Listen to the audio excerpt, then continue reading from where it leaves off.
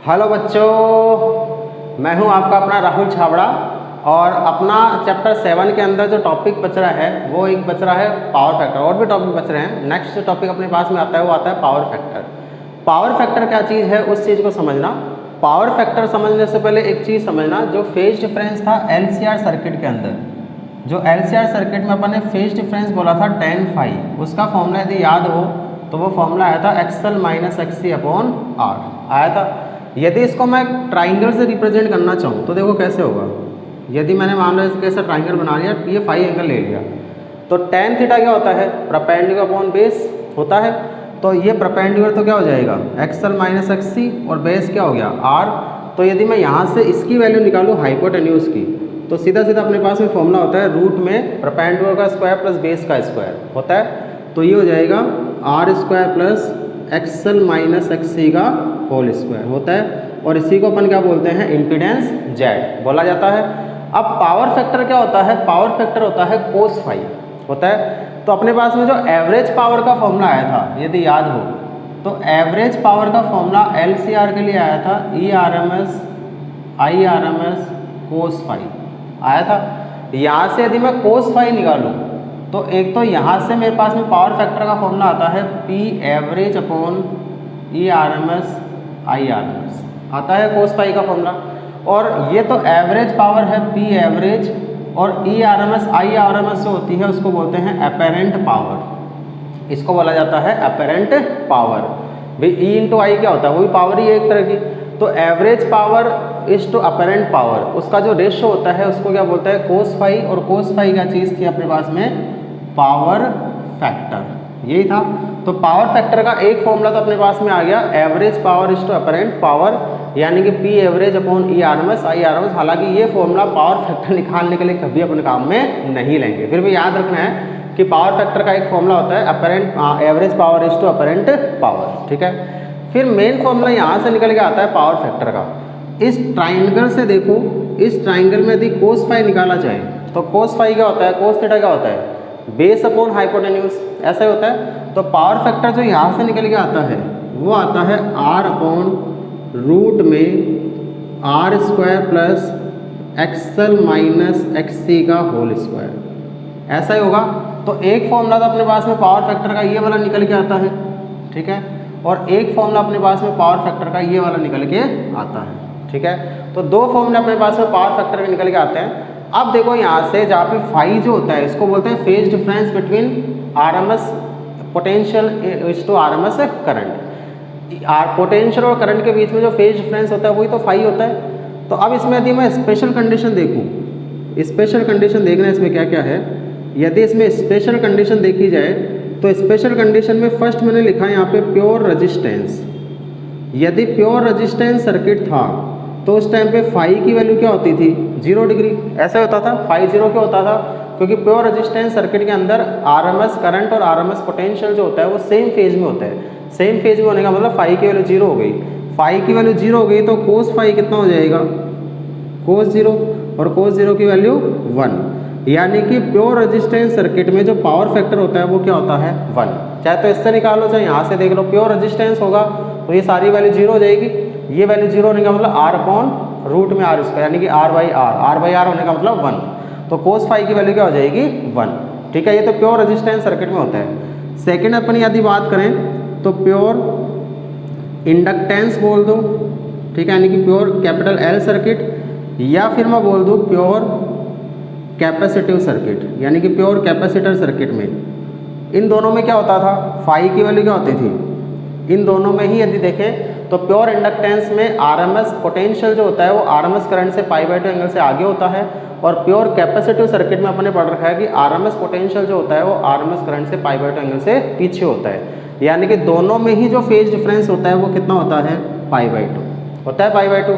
तो π/2 होने का मतलब क्या हो गया, यदि मैं कोस फाई निकालूंगा तो कोस π/2 यानी कोस 90 की वैल्यू 0, यानी कि प्योर रेजिस्टेंस प्योर कंडक्टेंस या प्योर कैपेसिटर सर्किट के अंदर फाई जो होता है, कोस फाई जो होता है, पावर फैक्टर जो होता है उसकी वैल्यू क्या होती है 0।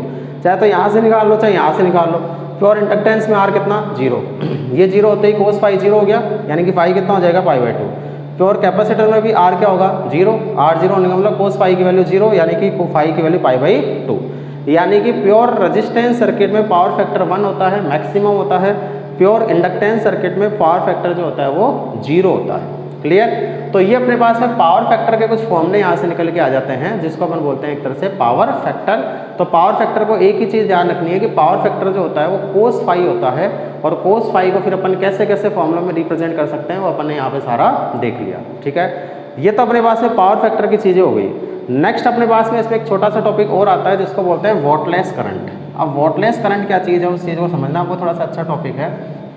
थोड़ा कंपोनेंट वाली चीज़ें आएगी वॉटलेस करंट में, तो उसको और देखते हैं उसमें क्या होता है। ठीक है, ये तो अपना था पावर फैक्टर। क्लियर? तो पावर फैक्टर अपना कंप्लीट हो गया है।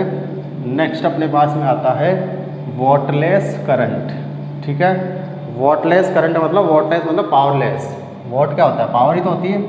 तो नेक्स्ट अपने पास में आता है वॉटलेस करंट। ठीक है, अब वॉटलेस करंट क्या होती है वो चीज़ समझना।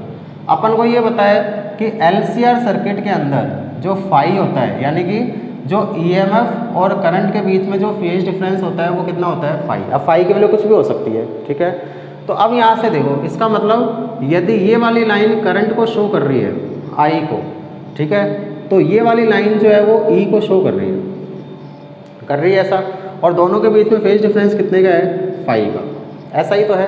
तो ये मैंने मान लिया मेरे RMS करंट को शो कर रही है, तो ये RMS पोटेंशियल को शो कर रहा है।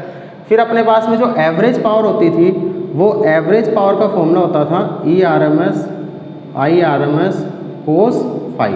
ऐसा ही होगा। ठीक है, इसको थोड़ा दूसरी जगह लिखते हैं क्योंकि ये जगह पर नीचे वाली काम में लेंगे। तो अपने पास में एवरेज पावर जो होती थी, एवरेज पावर, उसका फॉर्मूला होता था ERMS IRMS कोस फाई। ऐसा ही होता है। अब समझना इस चीज़ को, इस IRMS का मैं एक तो कंपोनेंट इधर की तरफ लूँ और एक कंपोनेंट इधर की तरफ लूँ। ठीक है, तो IRMS के जब दो कंपोनेंट अपन लेते हैं तो देखो कौन कौन से बनेंगे। IRMS का इधर की तरफ कंपोनेंट तो क्या बनेगा? ये तो बनेगा IRMS कोस फाई बनेगा, और IRMS का इधर की तरफ जो कंपोनेंट बनेगा ये वाला, ये कौन सा बनेगा? IRMS साइन फाई बन जाएगा। तो यदि मैं IRMS कोस फाई करंट और ERMS के बीच में यदि एवरेज पावर निकालूं, और IRMS साइन फाई और ERMS के बीच में यदि मैं एवरेज पावर निकालूं, तो देखो फॉर्मूला क्या क्या बनेगा। यदि मैं IRMS कोस फाई की बात करूं तो इसके लिए एवरेज पावर जो आएगी वो क्या आ जाएगी? ERMS तो ऐसे कैसे, अब IRMS की जगह क्या हो गया? IRMS cos phi. ठीक है, तो ये हो जाएगा IRMS कोस फाई हो जाएगा, और साथ में क्या आएगा? Cos phi. ठीक है, ERMS तो हो गया ERMS, IRMS हो गया IRMS कोस फाई, और कोस फाई में एंगल कितना होगा इन दोनों के बीच में?